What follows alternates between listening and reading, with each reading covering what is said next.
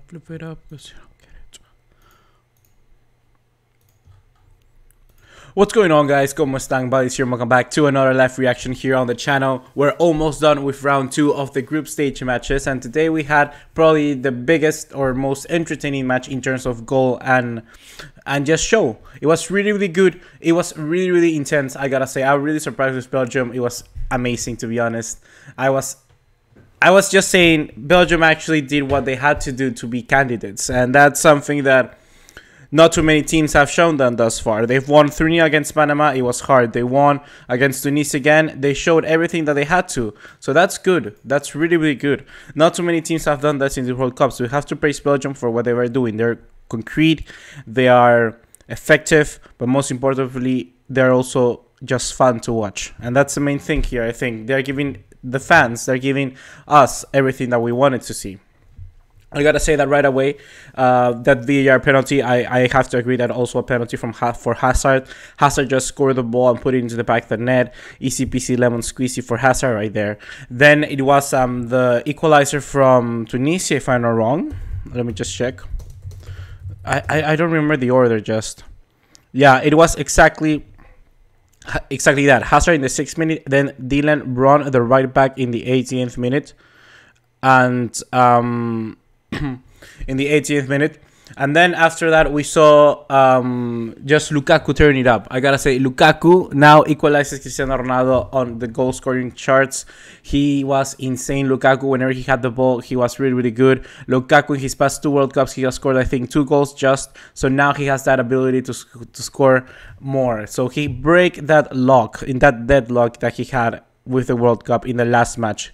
He got the goals against Panama, and now I think he's feeling really confident and coming into the World Cup with all of his ability. And that's great, because we're seeing a Lukaku that is exactly doing what Belgium needs them to be, because Belgium doesn't exactly have other strikers. You see how hard this is, for instance, for BugaLuis at the end of the game to try and get the goal. So at the end of the day, we can be happy that Belgium has a player like Lukaku who is going to be there and score the goals. So good to see Lukaku. He gets 2 goals, 1 golazo in the 16th minute. For me, it was a golazo. Not exactly what too many people think as a golazo, but I don't know. And next up, we saw the goal, the chip, which was also really good, really intense.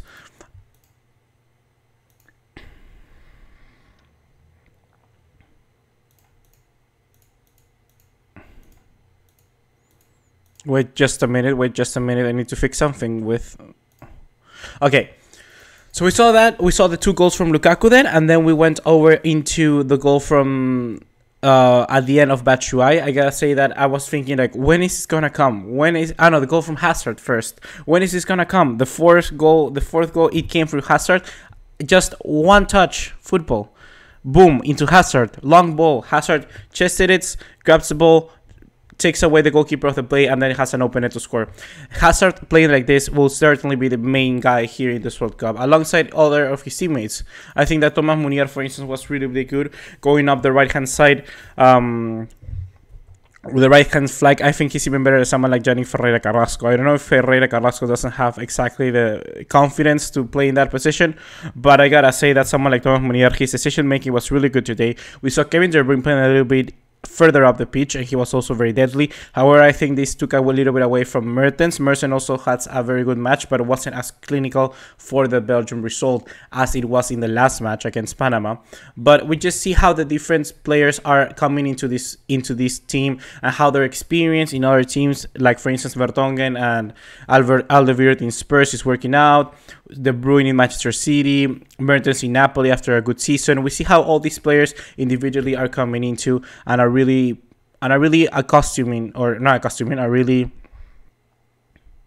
what's the word? They're really coming into this formation and really coming into this system, and that's great to see, because for me, Belgium are one of the main candidates, and I want them to be, because I don't like, for instance, I don't like when teams repeat the same World Cup. So I gotta say that in this one, I'm pushing for a team that hasn't won the World Cup, and Belgium for me can be the main guys to do this, because they got the players, they got the experience, and now they have the effectiveness, which is something that not too many teams have in this World Cup.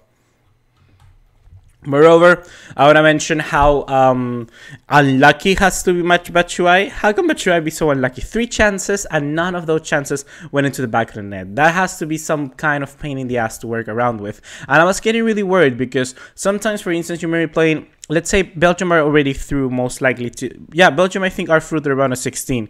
So imagine that they are through the round of 16 now.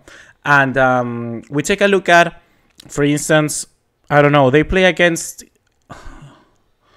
I don't know, they could play against Brazil, let's say. So let's say they're losing 1-0 against Brazil or drawing 1-1 against Brazil, and they went onward and they go onwards to the extra time, and they need to get a substitution for, like, for instance, Batshuayi. And if Batshuayi, for instance, in this match didn't manage to score after 3 chances, his confidence would be low bottom. So I want Batshuayi to have that confidence. I want Batshuayi to come in and be able to score a goal. So I was very happy to see that he finally got his goal in the 90th minute, because it's something certainly that can help him and help Belgium in the long run, because you need that guy on the bench who's going to be equally as good as the guy on your starting in your starting 11.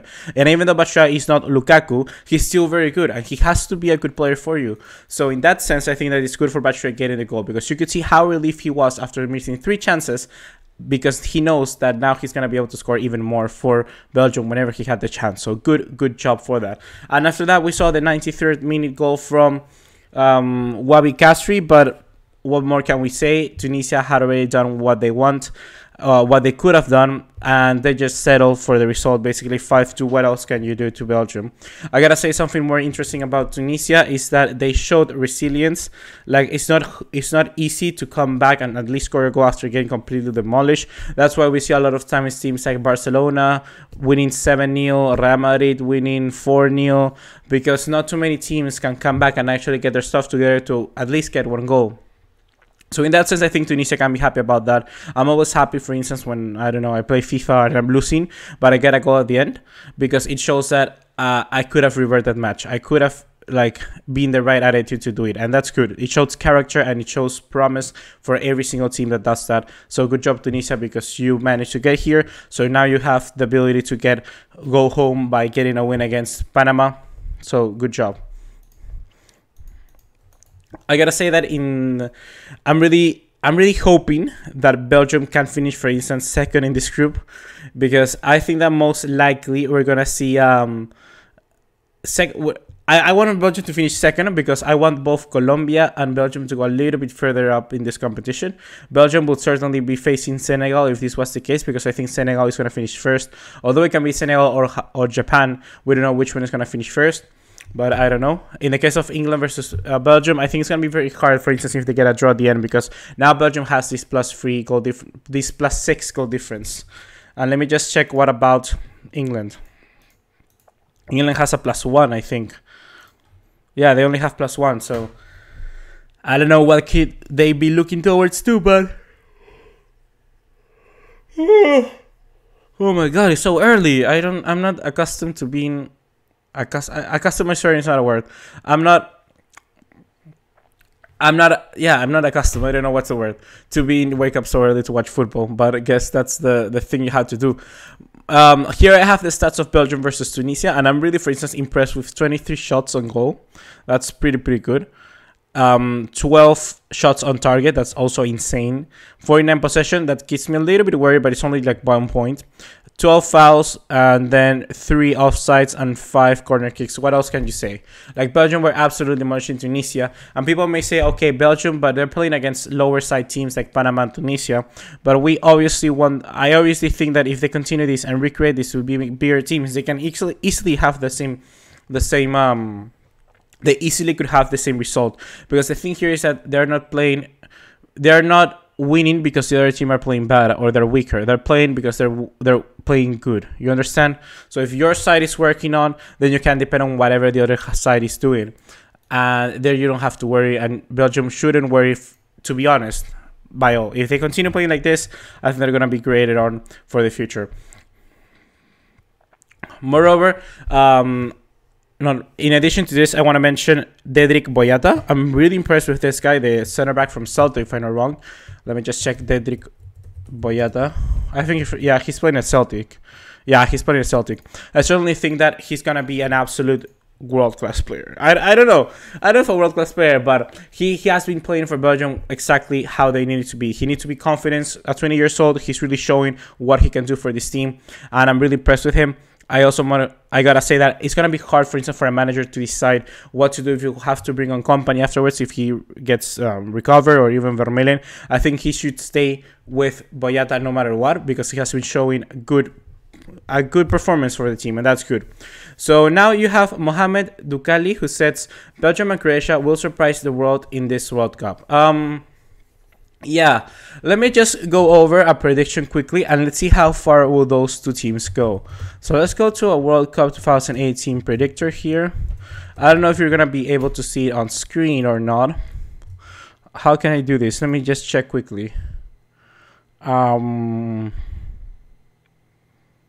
Window capture, can I do this? I don't know what I did, man. There we go. Okay. We're right here. I'm gonna put it. Where the heck do I put it? I'm gonna make it a little big.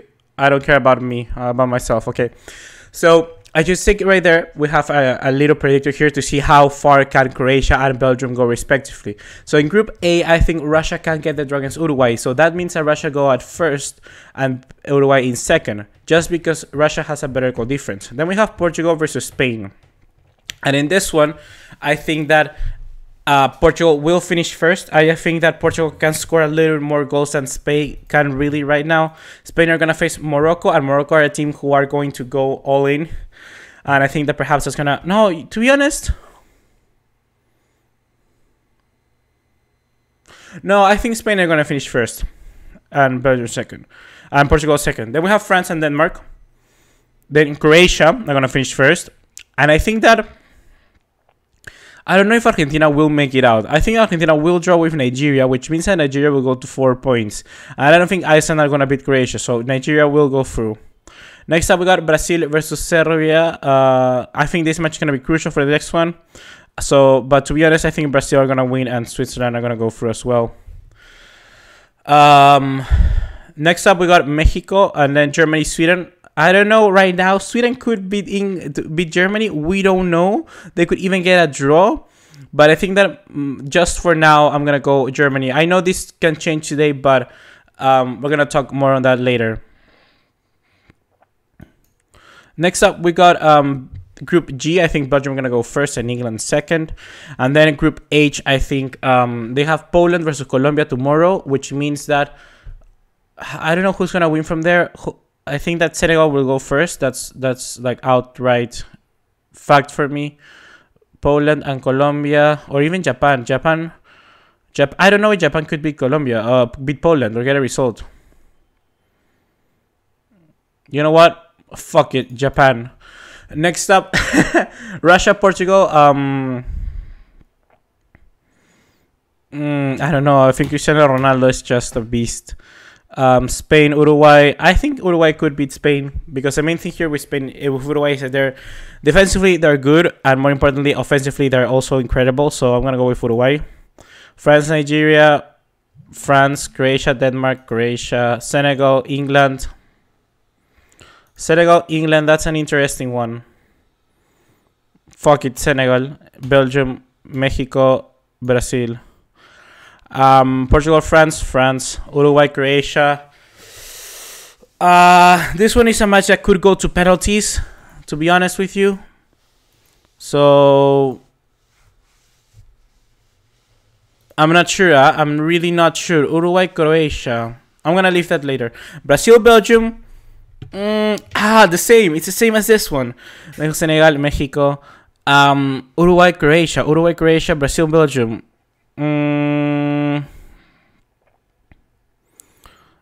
To be honest with you, I think there's more chance for Belgium going through against Brazil than Croatia against Uruguay. Although, no, I think Croatia will go. And then I think Brazil will go through. France, Brazil, I think Brazil, Croatia, Mexico. Croatia. This is certainly not gonna happen. It's impossible. I don't know if this is gonna happen, but Germany did. I don't know. It's a final. I cannot decide that one. So as we see right there, I actually kind of predicted that Belgium will go here to the quarterfinals, and then Brazil, Croatia, the final. So insane run from Croatia, beating Uruguay, beating Mexico, beating Brazil, and beating Denmark. Who knows? Who knows? Who knows? So hopefully you guys have enjoyed. I'm freezing right now. I'm really freezing. I just drink like a freaking orange juice, which is so cold.